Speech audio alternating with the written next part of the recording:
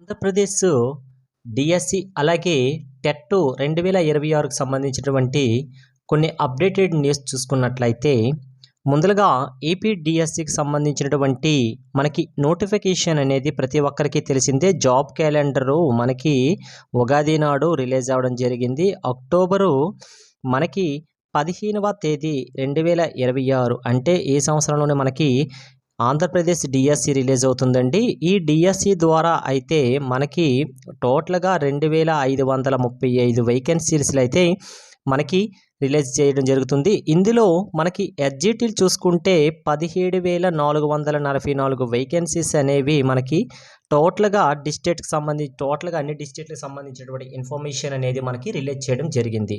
టోటల్గా చూసుకుంటే మనకి 17,044 ఏమున్నాయి, ఎస్జిటి వేకెన్సీలు ఉన్నాయి. రిమైనింగ్ మనకి ఎస్ఏలు అన్నీ కలిపి కూడాను టోటల్గా 2,535 అనేసి మనకి అఫీషియల్గానే మనకి జాబ్ క్యాలెండర్లో రిలీజ్ చేయడం జరిగింది.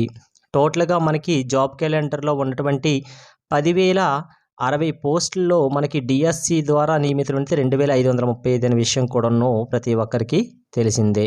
ఓకే, ఈ నోటిఫికేషన్ కూడాను అక్టోబర్ 15వ తేదీన రిలీజ్ అవుతుంది. అయితే ఆ నోటిఫికేషన్ రిలీజ్ అయిన తర్వాత మాత్రమే మనకి అఫీషియల్గా రిలీజ్ చేయడం జరుగుతుంది ఆ యొక్క వేకెన్సీ లిస్ట్ అనేది. ఓకే, టోటల్ చెప్పేశారు. అయితే ఏ జిల్లాకి ఎన్ని అనేది ఇంకా రివీల్ చేయలేదు. అలాగే మనకి రివీల్ చేయడానికి ఛాన్సెస్ ఎప్పుడు ఉందంటే ఈ నెల 23rd ఏప్రిల్ అనేది మనకి ఏదైనా అఫీషియల్గా ఇన్ఫర్మేషన్ రావడానికి అయితే మనకి ఛాన్సెస్ ఉంది. ఎప్పుడు అంటే ఏప్రిల్ 23 అంటే ఈ మంత్లోనే ఏదైనా అఫీషియల్గా రావడానికి అయితే రిలీజ్ అవ్వడానికి అవకాశం ఉందనేసి చిన్న అనఫీషియల్ మ్యాటర్ అయితే మనకు రావడం జరిగింది. అలాగే దీంతో పాటుగా ఈ టోటల్గా 1744 ఎస్జిటి పోస్టుల్లో ఏ జిల్లాకి ఎన్ననేది అఫీషియల్గా మనకి రావాల్సిన ఉద్దేశం ఉంది. అయితే చాలామంది యూట్యూబర్స్ అవ్వచ్చు, చాలామంది చాలా విధంగా మనకి సోషల్ మీడియాలో అయితే ఇన్ఫర్మేషన్ చక్కర్లు కొడుతుందండి. ఈ జిల్లాకి ఇన్ని ఉన్నాయి, ఈ జిల్లాకి ఇన్ని, అదంతా కూడాను ఒక మనకి ఇమేజినరీ ఫిగర్ మాత్రమే చెప్తున్నాను. ఇమేజినరీ ఫిగర్ మాత్రమే, అది అవన్నీ అఫీషియల్ మ్యాటరు. మీరు దేన్ని కూడా నమ్మడానికి అంత వేగంగా ఆస్కారం లేదు. అలాగే మనకి ఈ మంత్ 10వ తేదీ 4 నెల 2026 అంటే ఈ నెలలోనే 10వ తేదీన మనకి మంగళగిరి విద్యాశాఖ ఆఫీస్కి అయితే మనకి ఒక అతనైతే మనకి ఈ రకంగా ఏమైనా ఎస్జిటి పోస్టులు పెరిగే ఛాన్సెస్ ఉంటుంది, ఏ జిల్లాకి ఎన్నిసని అడగడం జరిగింది. అయితే అట్నుంచి వచ్చిన రిప్లై విషయం చూసుకున్నట్లయితే ఈ అబ్బాయి అడిగింది అడిగాడు. ఆ అబ్బాయి ఎవరంటే మనకి కనిగిరి మండలం విలేజ్, తెలిసిన విషయందే.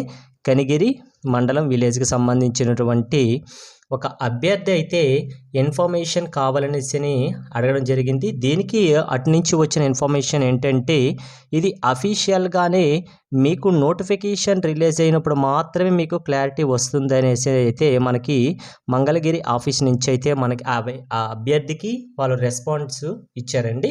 కాబట్టి ప్రతి ఒక్క జిల్లాకి కూడా ఎన్ని వేకెన్సీలు ఉన్నాయి అనేది మనకి అఫీషియల్గా వచ్చినంత వరకు కూడాను ప్రతి ఒక్కరు చెప్పేది కూడా ఇమాజినరీ మాత్రమే. అలాగే ఎందుకు అంటే మనకి ప్రజెంట్ అనేది గజెట్ గురించి అయితే డిస్కషన్ జరుగుతుందనే విషయం ప్రజెంట్ జరిగిందే, అందరికీ తెలిసిందే. గజెట్ ద్వారా అయితే టోటల్గా మనకి ప్రస్తుతానికైతే 13 జిల్లాల వారీగానే చూసుకున్నారు. ఈ గజెట్ మనకి అప్రూవల్ అయితే ఎక్కడి నుంచి అప్రూవల్ రావాలంటే ప్రజెంట్ అయితే గవర్నర్ నుంచి అప్రూవల్ రావడానికి ఆస్కారం ఉంది ఈ మధ్యన.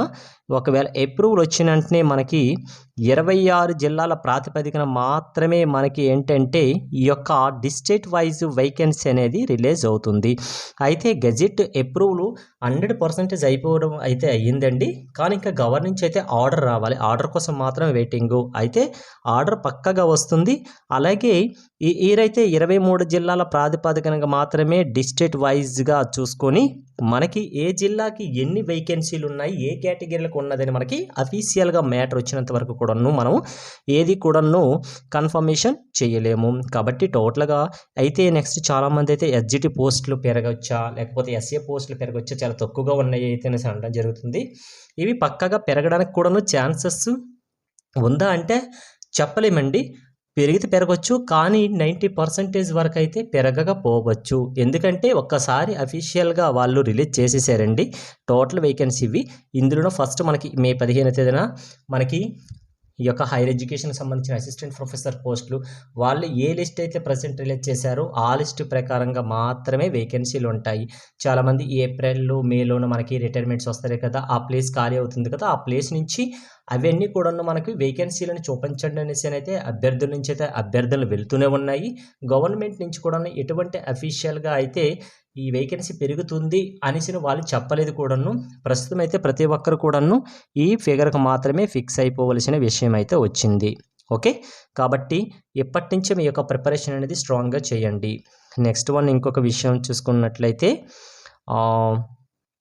వెరీ వెరీ ఇంపార్టెంట్ అండి. టెట్ విషయానికి అయితే చూసుకుంటే టెట్ నోటిఫికేషన్ ఈ డిఎస్సికి ముందులో ఉంటుందా అంటే పక్కగా ఉండే ఛాన్సెస్ అయితే ఉంటుందనేసి అని చాలామంది చెప్పడం జరుగుతుంది. ఏదైనా అఫీషియల్గా రావాలి.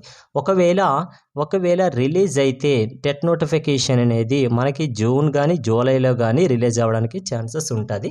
ఒకవేళ జూన్ నుంచి 45 డేస్ తర్వాత ఎగ్జామ్ కండక్ట్ చేయకపోతుంది. జూలై నుంచి 45 డేస్ తర్వాత ఎగ్జామ్ కండక్ట్ చేయడం జరుగుతుంది. ఎప్పటికి రెడీ అయిపోవాలంటే అక్టోబర్ 15కి అయితే రెడీ అయిపోవాలి.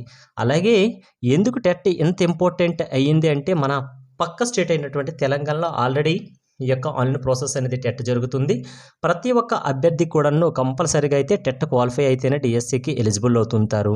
అలాగే సర్వీస్లో ఉన్న టీచర్సు పక్కాగా అయితే టెట్ అయితే క్వాలిఫై అవ్వాలనేసి మనకి ఎవరు చెప్పడం జరిగింది? సుప్రీంకోర్టు ప్రతి స్టేట్కి కూడాను దీనికి అప్లై చేయడం జరిగింది. అది కూడాను ఎప్పటికల్లా కంప్లీట్ చేయాలంటే వాళ్ళు 2 ఇయర్స్లోనే సుప్రీంకోర్టు ఆర్డర్ వచ్చిన 2 ఇయర్స్లోనే కంపల్సరీగా అయితే సర్వీస్లో ఉన్న టీచర్స్ అయితే టెట్ క్వాలిఫై అవ్వాలి. టెట్ క్వాలిఫై అయితే మాత్రమే వాళ్ళ సర్వీస్లో కంటిన్యూ ఉంటుంది. లేకపోతే వాళ్ళు ఎటువంటి యాక్షన్ తీసుకుంటారనేది కూడాను అది గవర్నమెంట్ చేతుల్లోనే ఉందండి. నెక్స్ట్ వన్ చూసుకుంటే టెట్కి తెలంగాణ స్టేట్ ప్రజెంట్ అయితే చూసుకుంటే తెలంగాణ వాళ్ళైతే ఓసీకి 60% ఇచ్చారు. అలాగే బీసీ వాళ్ళకైతే 50% ఇచ్చారు. అలాగే ఎస్సీ ఎస్టీ డిసేబిలిటీ పర్సన్స్ ఉంటారు కదా, వాళ్ళకి ఎంత ఇచ్చారంటే 40% ఇచ్చారు. అయితే టెట్ ఆ స్టేట్కి ఏ రకంగా ఉందో మన స్టేట్కి ఏదైనా ఉంటుందంటే మన స్టేట్కి కూడాను ఈ విధంగానే ఉంటుంది. కాబట్టి టెట్ అనేది ఉండే ఆస్కారం ఉంటుందండి. అలాగే డిసెంబర్లో జరిగిన టెట్లో చాలామంది డిస్క్వాలిఫై అయ్యారు.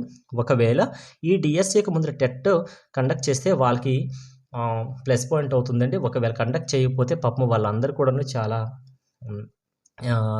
ప్రాబ్లం ఫేస్ చేయాల్సి వస్తుంది. ఎందుకంటే మళ్ళీ డిఎస్సి నోటిఫికేషన్ వచ్చేంత వరకు మళ్ళీ టెట్ నోటిఫికేషన్ వచ్చేంత వరకు వాళ్ళు కూడా వెయిట్ చేయాల్సిన విషయమే.